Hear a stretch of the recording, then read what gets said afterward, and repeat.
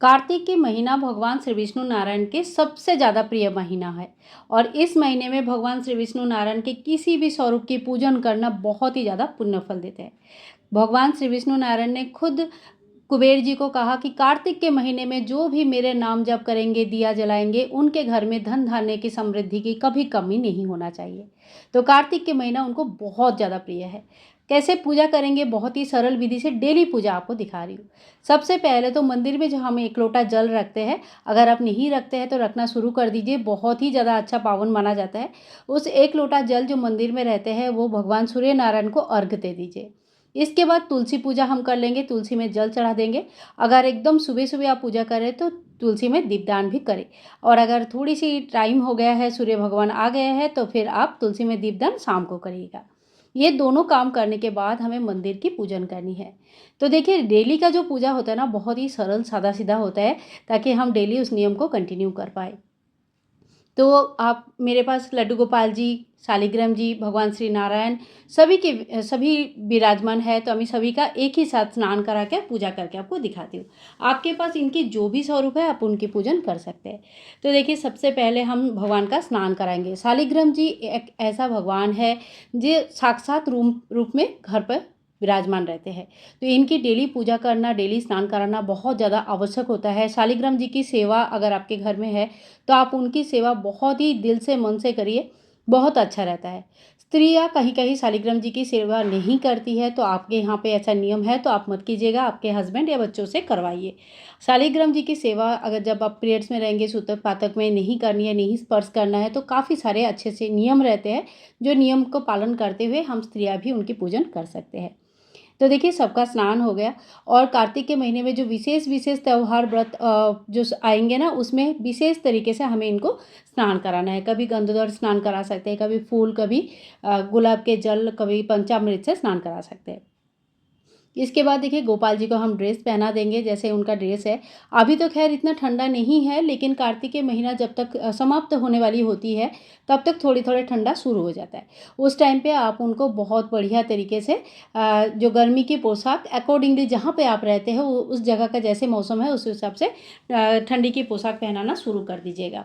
इसके बाद सभी को हम इत्र लगाएंगे, श्रृंगार करेंगे, गोपाल जी को बांसुरी देंगे, और इस तरह से जो भी श्रृंगार आप करते हैं उस तरह से श्रृंगार कर लीजिएगा। और देखिए, सबसे पहले एक बात बता के रखूँ, भगवान के पूजा में तुलसी दल बहुत ज़्यादा आवश्यक है, लेकिन इस समय बहुत जगह पे तुलसी नहीं रह पाती है, ठंडे से चले जाते हैं, तो ये सारे प्रॉब्लम होती है। इसके लिए तुलसी माला आप हमेशा भगवान के साथ रखिए। अगर किसी दिन किसी वजह से तुलसी दल नहीं भी दे पाए तो तुलसी माला उनके साथ सुबह शाम हमेशा होना चाहिए। इसके बाद हम धूप और दीप जला देंगे। तो देखिए, कार्तिक मास में जब आप कोई नियम लेते हैं तो भगवान के सामने अलग से एक दीपदान हमें जरूर करनी चाहिए। आप मंदिर में जैसी पूजा करते हैं नॉर्मल पूजा कीजिएगा, साथ ही में भगवान नारायण के सामने, शालिग्राम जी के सामने, या लड्डू गोपाल जी जो भी आपके पास सेवित है उनके नाम के या सभी के नाम के एक दिया आप अलग से जरूर प्रज्वलित कीजिए। ये तिल का, तेल का हो सकता है, घी का हो सकता है, और मंदिर की पूजा मंदिर में ही कर लीजिए, क्योंकि रोज़ रोज़ चौकी लगाना पॉसिबल नहीं होगा।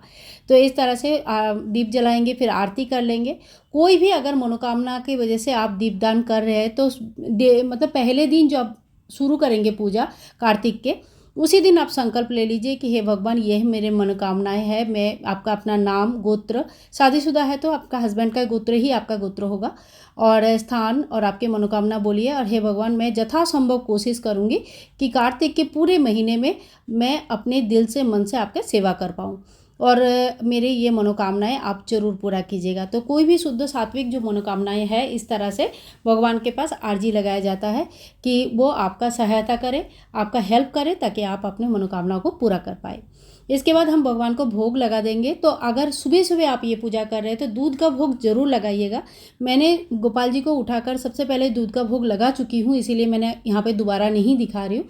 तो आप माखन, मिश्री, दूध इत्यादि बाल भोग जरूर लगाइए, और साथ ही में भगवान को पीला फल, पीला मिठाई, पीला चीज़ों का भोग लगाया जाता है। तो आप जो फल का भोग है डेली लगा सकते हैं। माखन, मिश्री, बतासा का भोग भी लगा सकते हैं। साथ ही में तुलसी दल युक्त जल लगाना है। इसके बाद देखिए एक कथा कहानी कुछ ना कुछ कार्तिक का ज़रूर हमें पढ़नी चाहिए। कार्तिक के जो कथा है कहानियाँ है ये आपको कोई भी जो कार्तिक के बुक्स होंगे वहाँ पे मिल जाएंगे। आप कहीं से सुन भी सकते हैं या इंटरनेट में भी मिल जाएगा, वहाँ से भी पढ़ सकते हैं। रोज़ एक एक कहानी ज़रूर पढ़े। गणेश जी की कहानी होता है, बहुत पीपल पतवाड़ी की कहानी होती है, बहुत सारे कहानियाँ होती है इस समय जो कि डेली एक एक कहानी पढ़ सकते हैं। पढ़ने के बाद हाथ जोड़ करके हम क्षमा प्रार्थी हो जाएंगे कि हे भगवान मेरे पूजा में कहीं पे भी कुछ भी कमी हो गया तो आप हमें क्षमा करें। तो देखिए इसी तरह से डेली का बहुत ही सरल विधि से आप चाहे तो पूजन कर सकते हैं। शालिग्राम जी की पूजन आप चाहे तो तुलसी के गमले में भी पूजन कर सकते हैं। पूरे कार्तिक के महीने में वो तुलसी के साथ रहते हैं और कार्तिक के महीने में आप तुलसी जी के साथ पूजा करने से कहते हैं कि सभी प्रकार की मनोकामनाएं पूर्ण हो जाती। आज के लिए इतना ही। मिलूंगी नेक्स्ट वीडियो में, तब तक के लिए हरे कृष्णा राधे राधे। और कार्तिक के सभी को बहुत बहुत शुभकामनाएं। आपका कार्तिक की तैयारी कैसे चल रही है, क्या क्या कर रहे हैं, प्लीज़ कमेंट करके हमें ज़रूर बताना। राधे ही राधे।